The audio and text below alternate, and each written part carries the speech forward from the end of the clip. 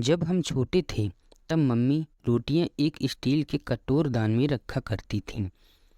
रोटी रखने से पहले कटोरदान में एक कपड़ा बिछाती। वो कपड़ा भी उनकी पुरानी सूती साड़ी से फाड़ा हुआ होता था। वो कपड़ा गर्म रोटियों की भाप से गिरने वाले पानी को सोख लेता था, जैसे मम्मी की साड़ी का पल्लू सोख लेता था हमारे माथे में आया पसीना।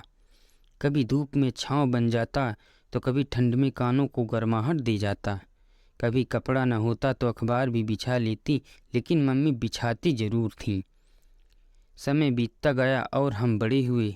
एक बार दीपावली पर हम मम्मी के साथ बाजार गए तो बर्तनों की दुकान पर देखा कैसरोल चमचमाते लाल रंग का, बाहर से प्लास्टिक और अंदर से स्टील का था। दुकानदार ने कहा, ये लेटेस्ट है, इसमें रोटियां गर्म रहती हैं। हम तो मम्मी के पीछे ही पड़ गए। अब तो रोटियां इसी में रखी जाएंगी। मम्मी की कहाँ चलती थी हमारी जिद के आगे। अब रोटियां कैसरोल में रखी जाने लगी। कटोरदान में अब पापड़ रखने लगी थी मम्मी।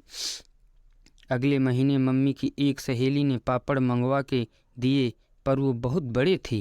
वो कटोरदान में फिट नहीं आए, इसलिए उन्हें एक दूसरे बड़े डब्बे में रखा गया।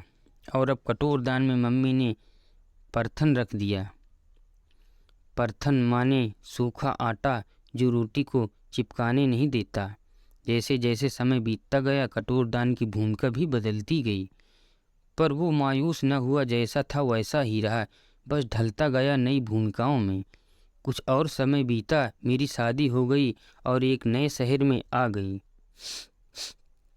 मम्मी ने मुझे बहुत सुंदर, कीमती और नई चीज़ें दी अपनी गृहस्थी को सजाने के लिए, पर मुझे हमेशा कुछ कमी सी लगी रहती थी। एक बार जब गर्मी की छुट्टियों में मम्मी से मिलने गई तो मम्मी ने मुझे एक कैसरोल का सेट दिया। मैंने कहा, मुझे ये नहीं, वो कटोरदान चाहिए। मम्मी हंस दी, उसका क्या करेगी, ये लेके जा, लेटेस्ट है। मैंने कहा, हाँ ठीक है, पर वो भी। मम्मी मुस्कुरा दी और पॉलीथिन निकाल कर कटोरदान धोने लगी। उसे अपनी साड़ी के पल्लू से सुखाया और उसमें लड्डू रखकर मेरे बैग में रख दिया। अब खुश? मैंने कहा, हाँ, मैं उस कटोरदान को बहुत काम में लेती हूँ। सच कहूँ तो अकेलापन कुछ कम हुआ।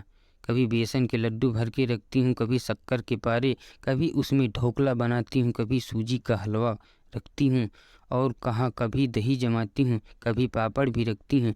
एक दिन बच्चों की जिद पे उसी पे केक भी बना डाला।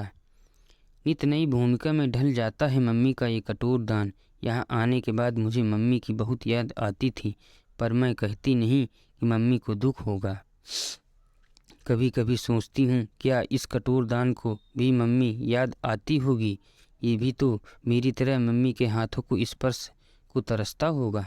आखिर इसने भी तो अपनी लगभग आधी ज़िंदगी उनके साथ बिताई है। बस हम दोनों ऐसे ही अवसर अक्सर मम्मी को याद कर लेते हैं, एक दूसरे को छूकर मम्मी का प्यार महसूस कर लेते हैं। बस ऐसे ही एक दूसरे को सहारा देते हैं।